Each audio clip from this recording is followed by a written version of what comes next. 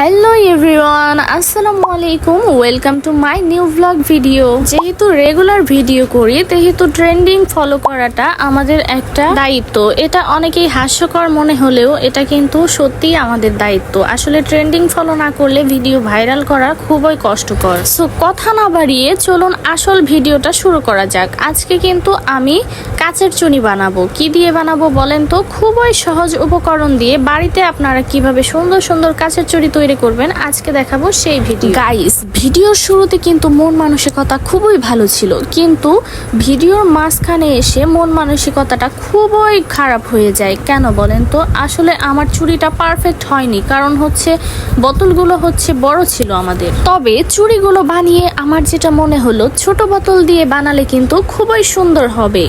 বিবাহিত ছেলেদের জন্য খুবই সুন্দর একটা টিপস, সেটা হলো আপনারা কিন্তু টাকা পয়সা খরচ না করে এভাবে বোতল দিয়ে সুন্দর সুন্দর চুড়ি বানিয়ে আপনার বউকে গিফট করতে পারেন, অথবা যারা প্রেম করেন তাদের প্রেমিকাকেও এভাবে একটু কষ্ট করে সুন্দর সুন্দর চুড়ি বানিয়ে গিফট করে দিতে পারেন। আইডিয়াটা কেমন হলো গাইস অবশ্যই কমেন্টে জানাবেন। তো দেখুন, আমি কিন্তু বোতল কেটে নিয়ে তারপর বোতলটাকে গোল শেপে কেটে নিয়ে সুন্দর করে জল রং দিয়ে সুন্দর করে ডিজাইন করে নিচ্ছি। আপনারা কিন্তু ফুল করেও নিতে পারেন। আমি এভাবে সুন্দর সহজভাবে একটা ডিজাইন করতেছি। আসলে চুড়ি বানানোর পরে সব ডিজাইনই সুন্দর লাগে। প্রথমে একটু খারাপ লাগলেও পরে কিন্তু দেখতে খুবই সুন্দর লাগে। আপনারা লাস্টেই দেখতে পাবেন। এইরকম ভিডিও কিন্তু আমি ইউটিউব ফেসবুকে প্রায় অনেক দেখেছি। যত সব ভাইরাল ফেসবুকে যারা কন্টেন্ট ক্রিয়েটর আছে তাদের কিন্তু অনেক আগেই এগুলো করা হয়ে গেছে। আমি আর কি একটু পেছনে পড়ে গেছি, তারপরেও আমি আর কি ফলো করলাম ট্রেন্ডিংটা।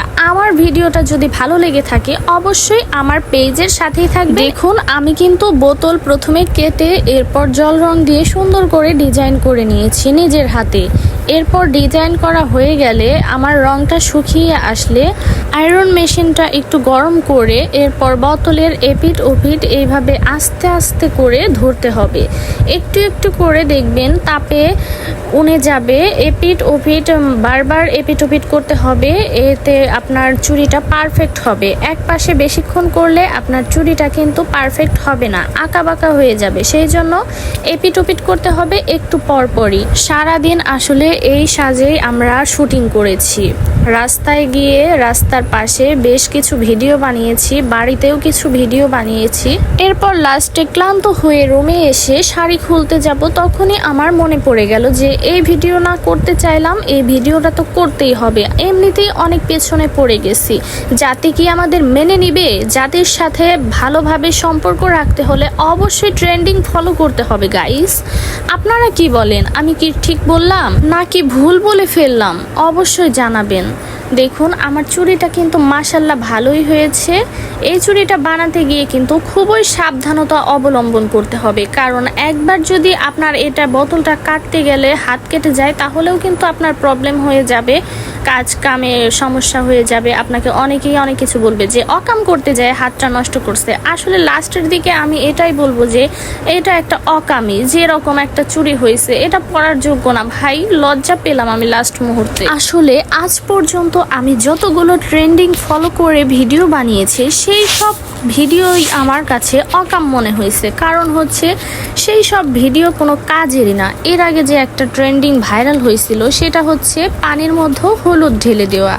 হলুদটা ঢেলে দিয়ে তাও একটা কাজে লাগানো গেছিল, ওইটা কিন্তু অতটা অকাম বলা যাবে না, কারণ হচ্ছে পানির মধ্যে হলুদ দিয়ে আমি হচ্ছে ফ্রিজে রেখে দিয়েছিলাম। পরের দিন আমাদের রান্নার সময় সেটাকে ব্যবহার করা হয়েছে। এরপর আজকেরটা কিন্তু বেশি অকাম হয়ে গেল, শুধু শুধু কষ্ট।